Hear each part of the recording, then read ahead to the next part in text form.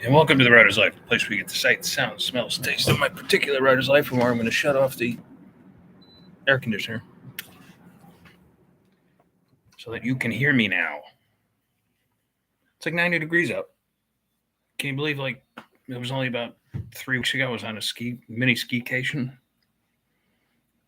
fully bundled and in my ski stuff on top of a mountain, lots of snow.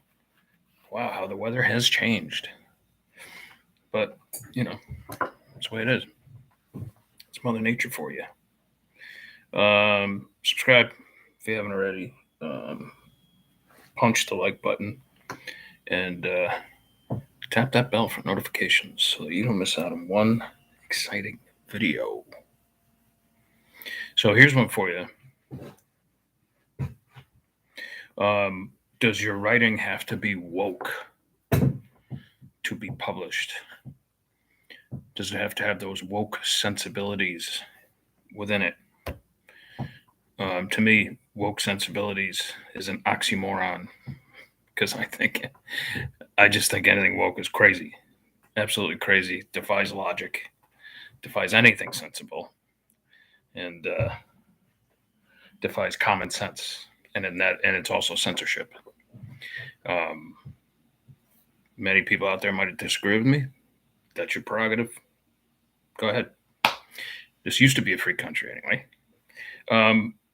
But the short of it, believe it or not, in 2023, is that your writing does not have to be woke. For sure, there are editors out there who will look at your work, maybe even my own work, and be like, "Oh, this is totally misogynistic. I could never publish this." He's, he the protagonist is totally toxic male or one of those things or something like that. And it would turn maybe a Gen Z editor, most of them are Gen Z now, off, probably.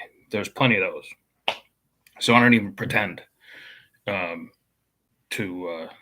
send my manuscripts out, or my agent doesn't even pretend to send manuscripts out to them. And the stuff I do on my own, I don't have to worry about that. But there are actually publishers out there who pride themselves on not being woke. Gutter Books is one of them. Down and Out Books is one of them. Suspense Publishing is one of them. I don't work with Gutter. I haven't yet, but I have friends who do, and who knows? Maybe I will one day.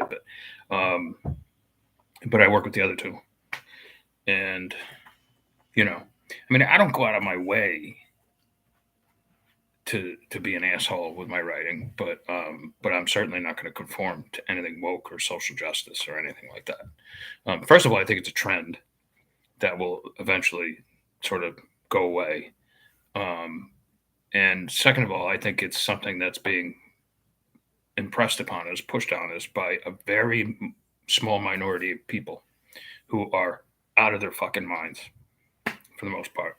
And unfortunately, somehow some of these people have been elected to prominent lawmaking positions in DC and/or on the prosecutorial level in many districts, thanks to George Soros, who I believe is like dead, but is being kept alive by I don't know, like some sort of robotic gadgetry or something like that.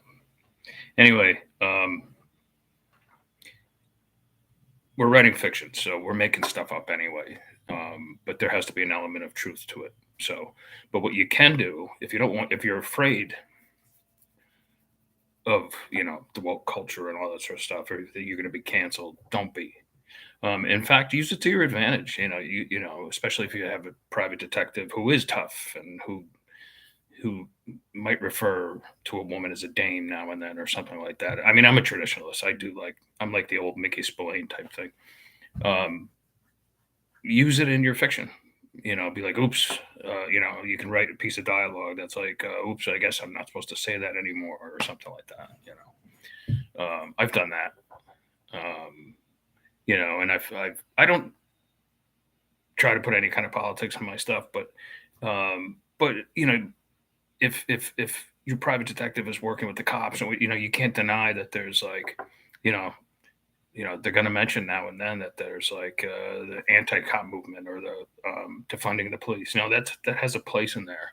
You don't want to start preaching by any means. You want to stick to the case and the fun and all. Like the shootouts and and the chases and all that great stuff. That's why you read the Pulp Fiction. But you know, instead of being afraid of woke, use it to your advantage a little bit.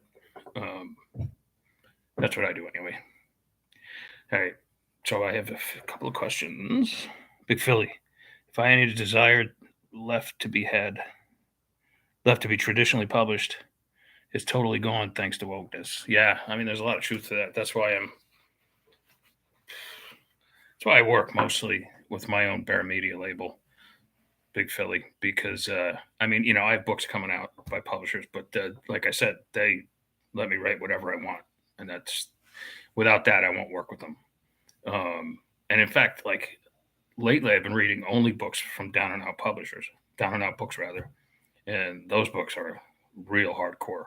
So, Frank, agree with Big Philly.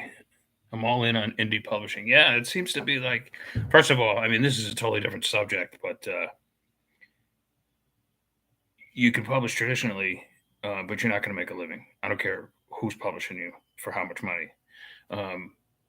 But the only way you're going, but if you want to make a living from this gig, you're going to have to indie publish. I do a combination of both, as we all know.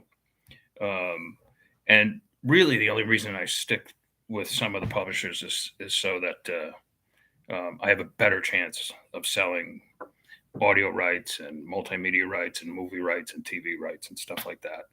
I don't think any of my stuff's going to be bought by Disney. They're like the most woke operation around, but there's still others.